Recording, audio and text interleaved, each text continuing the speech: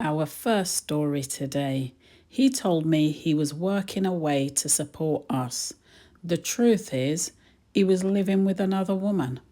Hi, Aunt Jay. I've been married to Paul for 11 years now. We've got a daughter, Harriet, who's 7.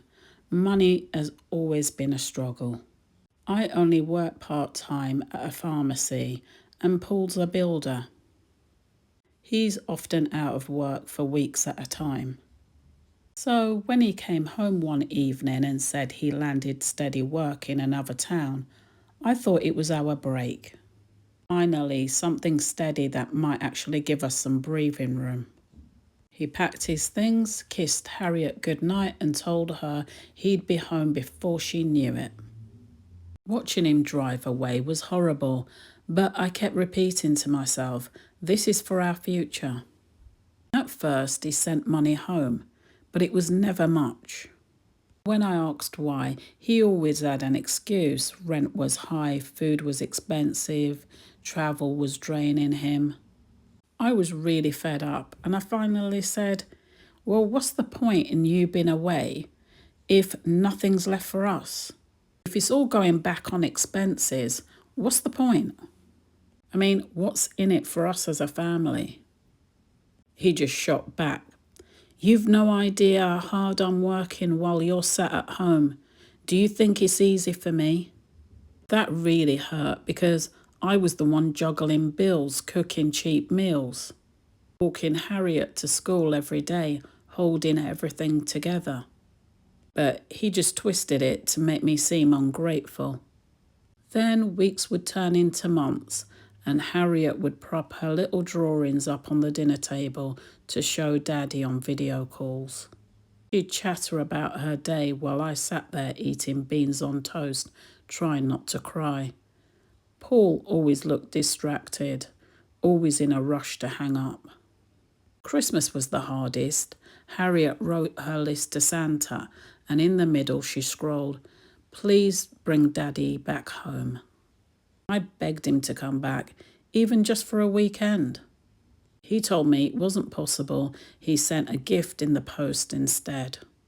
On Christmas Eve, I wrapped it myself while Harriet slept. That few months stretched into more than a year.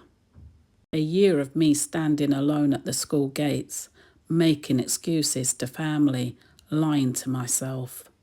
A year of Harriet asking why her dad never came home. Then, out of the blue, Paul was back, and it was just like he'd never left. He told me the contract was finished and I didn't push any further. I was just relieved to have him home.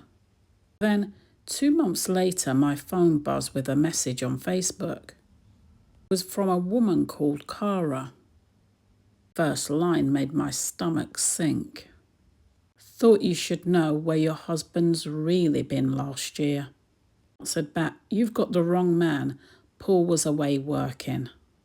He replied almost instantly, no he wasn't, he was living with me and I can prove it. And then the photos started coming through. I opened them, sitting at the kitchen table, Harriet's half-finished cereal still sitting in front of me. And there was Paul, arms around Cara, sunburnt and grinning on the beach in Greece. Another one of them in New York, laughing in Times Square, his arms tight around her waist. Oh, while I was standing at the gas meter feeding him pound coins, he was drinking cocktails. While I was dragging shopping bags home in the rain, he was posing for holiday photos. Cara really twisted the knife. He only came back because I was done with him. Hope you enjoy being second choice. He spent the whole year telling me how fat and lazy you are. I messaged her back, desperate for answers. She told me at first she didn't even know he was married. Paul had told her I was just a bitter ex who wouldn't let go. When she found out the truth, he just shrugged it off and said I was controlling. I just sat around doing nothing while he worked himself into the ground. When I confronted him, he tried to talk his way out of it. First denial, then anger. He sneered, "You're pathetic if you believe her. She's just bitter I left."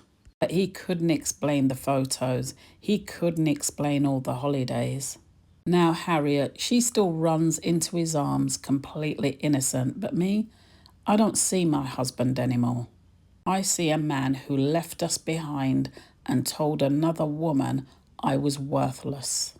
And no matter how hard I try, I can't shake Kara's words. Second choice. I can hear how heavy this sits on you, and I'm not surprised. Paul didn't just step out on your marriage, he built an entire life and left you holding everything together. And now that you know the truth, you're living with those words Kara threw at you. Second choice. Here's the thing, you've already shown that you're stronger than you think you are. You managed the bills, you kept Harriet safe, and you carried a whole household while he was offline. That tells me you're not anyone's second choice. You're the only reason this family even survives.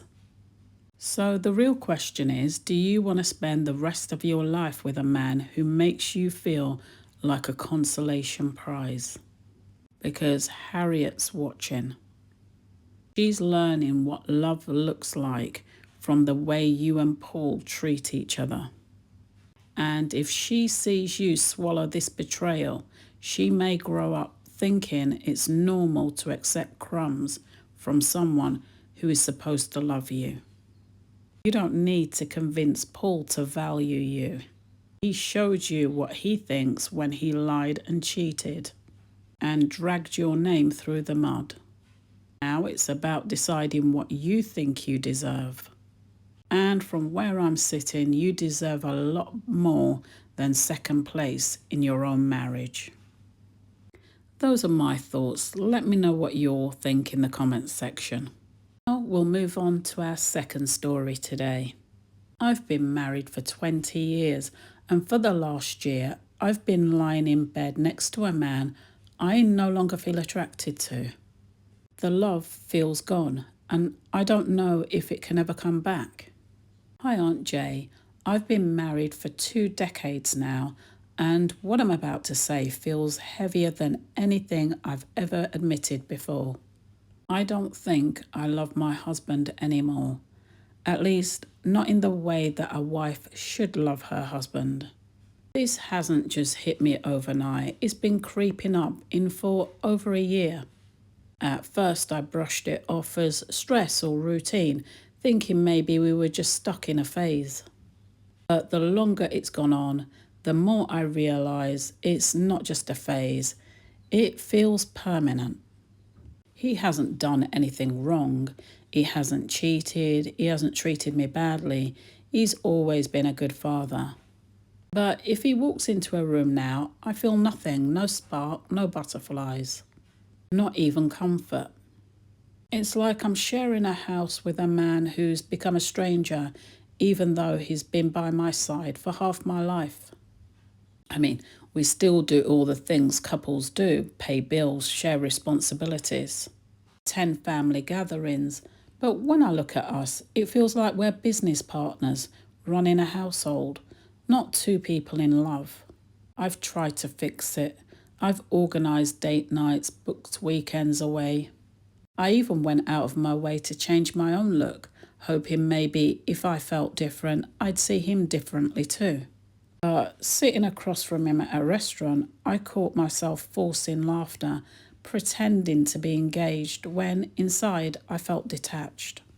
I've looked at old photo albums to remind myself who we used to be. And those pictures bring back memories of happiness, weddings, birthdays, holidays.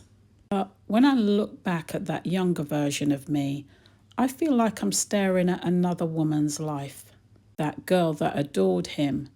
I can't seem to connect with her anymore. We don't fight very often, but we don't connect either. Most of our conversations are about logistics, time the kids need picking up, whether the bins have gone out, how much electricity bill is. There's no depth, there's no intimacy, just routine. Sometimes I lie awake at night next to him, staring at the ceiling, wondering if I'm selfish because he's not a bad man. He deserves someone who lights up when he walks into a room. And I deserve to feel alive in my marriage again. But staying just feels dishonest. The part that eats at me is, can love grow back after being gone this long? Or am I just clinging to something that's already dead? I can't bring myself to tell anyone I know. My family thinks we're solid. My friends see us as the couple who made it. The outside, it looks perfect, but inside, I feel like I'm playing a role I no longer want. Starting over in my 40s feels terrifying. I don't know how I'd even begin. But staying like this for the rest of my life terrifies me even more. So, Aunt Jay, I don't know what's right anymore. Do I keep trying? Or do I just admit it's over and set us both free? You've carried this on your own for a long time now, and that's already taken its toll on you. Here's the truth. Feelings don't just magically come back on their own. If love has faded, it usually takes deliberate effort from both people to rebuild it. Not just you planning date nights and forcing yourself to laugh. Both of you have to face it openly. Before you make any big decisions, talk to him honestly. Not about chores or plans, but how disconnected you feel. If he's willing to work on it with you, things like therapy, rebuilding intimacy, and making space for each other might help you find your way back. But this is important. If you know deep down that the love isn't there anymore, don't trap yourself out of guilt. Staying because he's a good man but not the right partner for you is unfair to both of you. He deserves a wife who loves him fully, and you deserve to feel that connection again. So ask yourself, do you genuinely want to try, or are you really done? If you want to try, then give it one last real attempt together. If you know in your heart that it's over, then ending it might be the kindest choice for both of you. Well, those are my thoughts. Have you ever found yourselves in any of these situations? What advice do you have, and how would you deal with it? Let me know in the comments section below. Let's keep the conversation going. Thanks for watching, and subscribe for more true stories like this. I post every single week. But until next time, guard your heart and protect your peace.